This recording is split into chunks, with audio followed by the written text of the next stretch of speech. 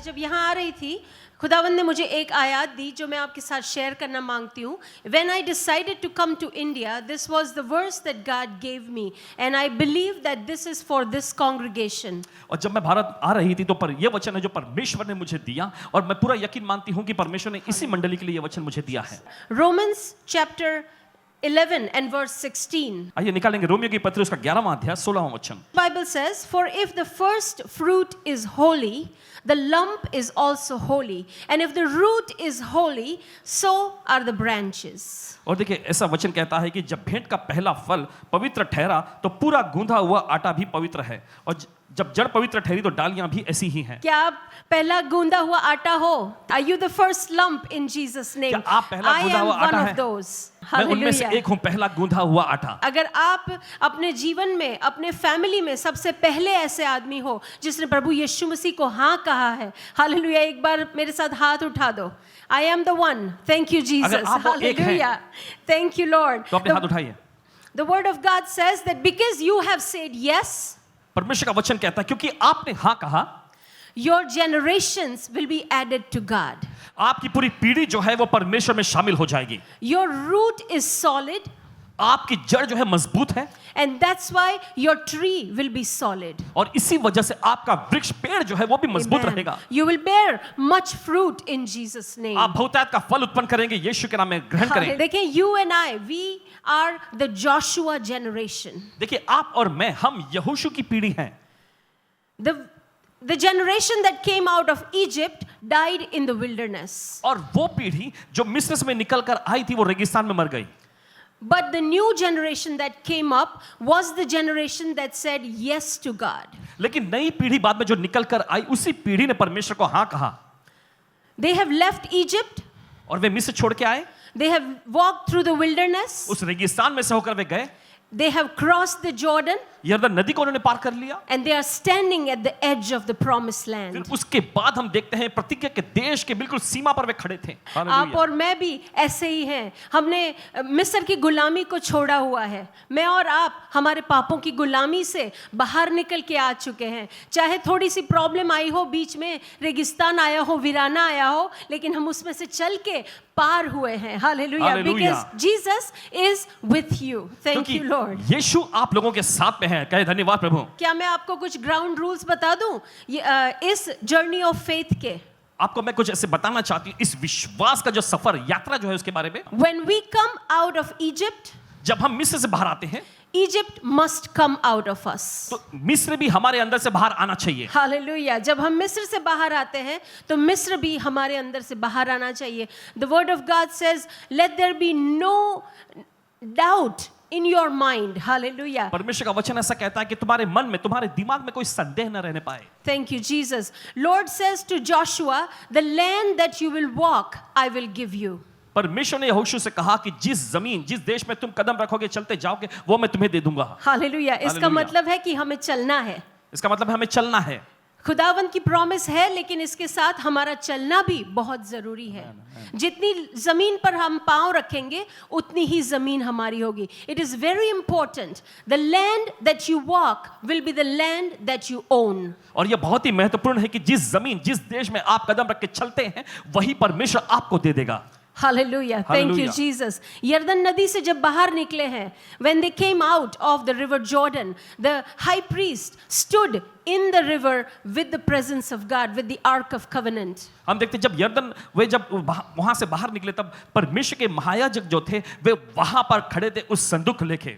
Hallelujah. और क्या हुआ जब वहां पे खड़े थे अहद का संदूक लेके, तो यरदन के 2 हिस्से हो गए. Thank you Jesus. हम देखते हैं कि यरदन के 2 हिस्से हो गए वहां. और उन्होंने वहां गिलगाल में कुछ पत्थर रखे. Some milestones they put so that when their children grow up and they talk to them that what is this, they will be able to testify this is the goodness of God. और देखिए वहां पर below का पत्थर ऐसा कुछ रखा गया कि ताकि उसके बाद जब उनके बच्चे, उनके संतान जो है बड़े हों तो वे पूछे कि ये सब क्या है, तब वे गवाही देने पाए कि परमेश्वर की भलाई है ये. Hallelujah. Joshua generation, when you do impossible things for God, यहोशू की पीढ़ी जब आप परमेश्वर के लिए असंभव चीजों करते हैं, it will become a milestone for your generations that are coming. तो ये आपकी आने वाली पीढ़ी के लिए एक मील का पत्थर बन जाएगा. Hallelujah, thank you Hallelujah. Lord. खुदावन की प्रॉमिस मेरे और आपके साथ है। खुदावन कहते हैं 50 बार ये जमीन मैंने तुम्हें दे दी है, जीत तुम्हारी है क्योंकि मैं तुम्हारे साथ हूँ। हालेलुया। प्रभु का वचन हमें ये वायदा देता है कि ये प्रॉमिस हमारे लिए है। हमें और आपको यहोशू की तरह सिर्फ चलना है। Hallelujah. We need to walk, we can not stop. Tell your neighbour I will not stop. हमें चलते जाना, हमें रुकना नहीं। अपने पड़ोसी को बोलिए, अपने पड़ोसी को मुड़कर कहिए कि मैं रुकूंगा नहीं।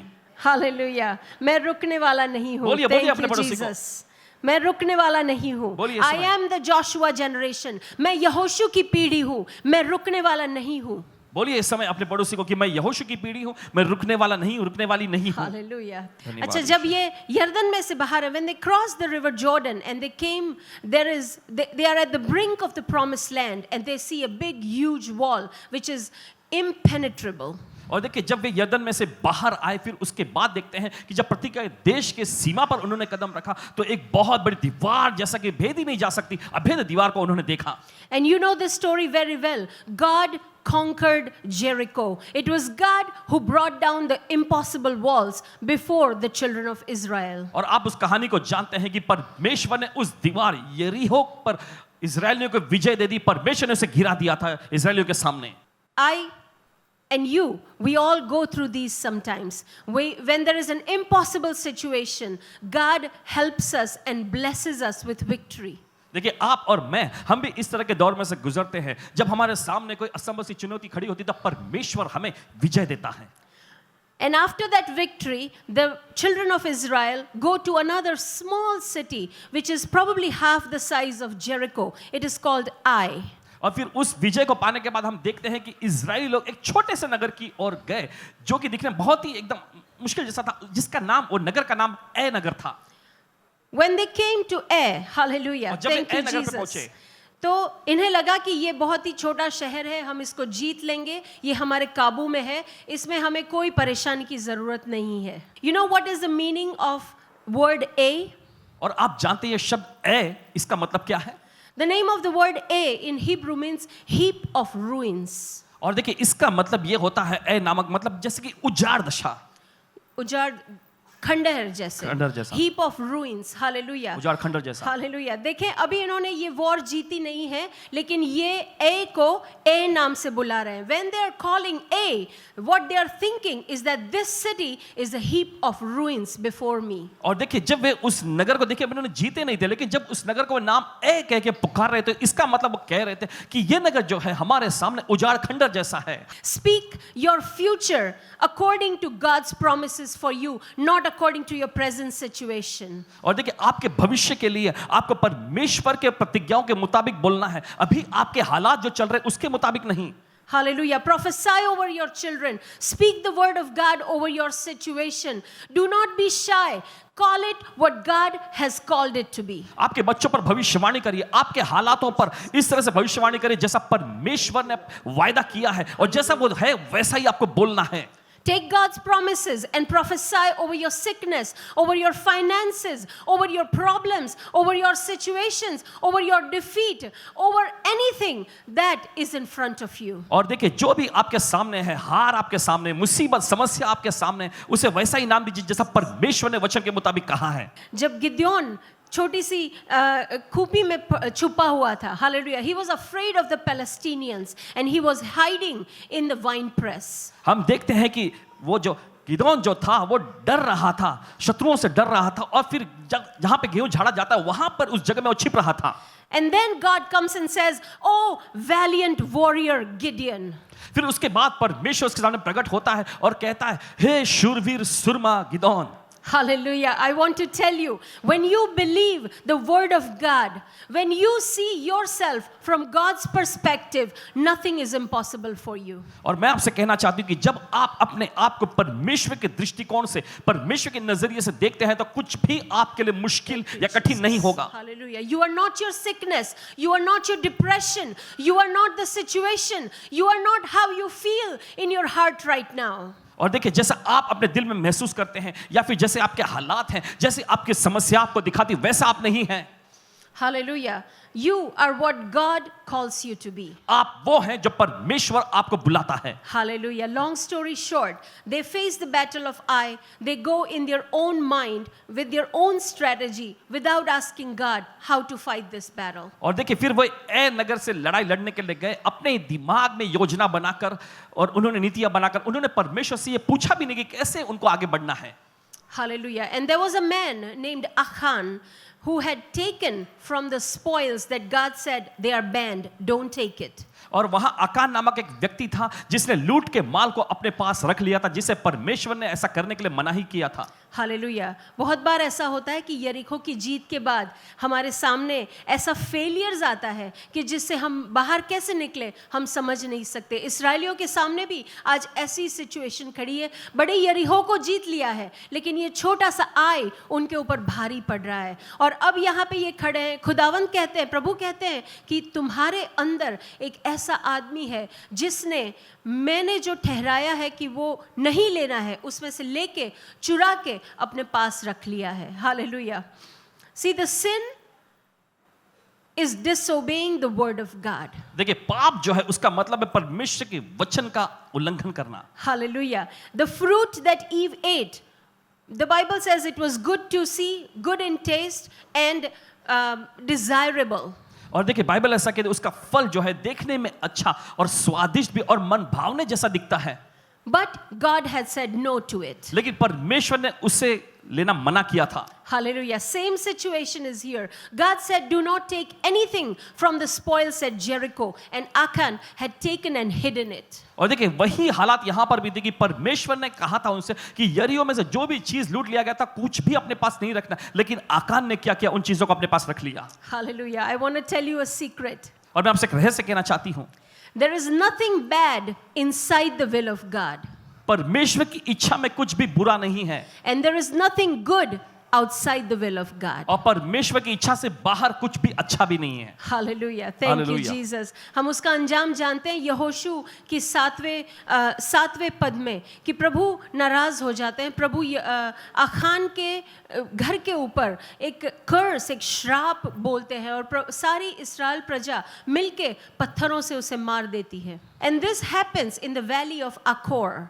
और ये सब हुआ था देख अखोर नामक तराई में। You know, there was death, there was sin, there was shame in the valley of Achor. There was death, hallelujah. But God is a God of new beginnings. और देखिए मृत्यु और वहां पर पाप और शर्मिंदगी आखोर की तराई में थी, लेकिन हम देखते परमेश्वर नई शुरुआत देने वाला परमेश्वर है।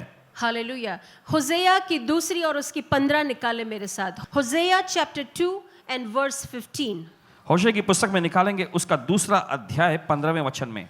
And this is what it says, and I will give her her vineyards from there, and the valley of Achor for a door of hope. And she shall sing there as in the days of her youth, and as in the day when she came up out of the land of Egypt. होशे की पुस्तक दूसरा अध्याय उसके 15वें वचन में ऐसा लिखा है, वही मैं उसको दाख की बारियां दूंगा और आकोर की तराई को आशा का द्वार कर दूंगा, और वहां वह मुझसे ऐसी बातें कहेगी जैसी अपनी जवानी के दिनों में अर्थात मिस्र देश से चले आने के समय कहती थी। Hallelujah. Hallelujah. खुदावन की promise. This is God's promise for you and I. If we confess the sin and if we come back to God and if we start walking in obedience, और देखिए अगर हम अपने पापों को मान ले, हम परमेश्वर के पास वापस आ जाएं और उसकी आज्ञा में चलने लग जाएं, then the valley of Achor, where there was death, फिर आकोर की तराई जहां पर मौत थी, that becomes a valley of hope for you and I. वह तराई जो है आपके और मेरे लिए आशा की तराई बन जाएगी। Hallelujah. Thank you, Hallelujah. Jesus. Sometimes God burns up our riches that we have earned in a non-godly way. और देखिए कभी कभी क्या होता है कि हमारी जो धन संपदा, ऐशो आराम, ऐश्वर्य जो हमने गलत तरीके से जमा किया या हासिल किया है, परमेश्वर उसे भस्म करता है। उस आग को, उससे आप चिंतित ना हो. Don't be worried with that fire, because the word of God says God sits as a refiner in the presence of the furnace. Hallelujah. He sits as a refiner of silver. और देखिए वो चांदी को ताने वाला ऐसे व्यक्ति के रूप में बैठता है, बाइबल में ऐसा लिखा हुआ है। Hallelujah. एक तो जब तालने वाला बैठता है तो उसका हाथ भी फर्नेस के नजदीक रहता है ना? So God is always with you when you go through the furnace. He will never leave you. तो देखिए, जब आप उस भट्टे में से होकर जा रहे थे, परमेश्वर कभी आपसे दूर नहीं होता, वो कभी आपको छोड़ेगा नहीं, वो आपके साथ होता है। Hallelujah. Thank you, Jesus. Thank you, Lord. Sometimes failures burn up, but that's okay.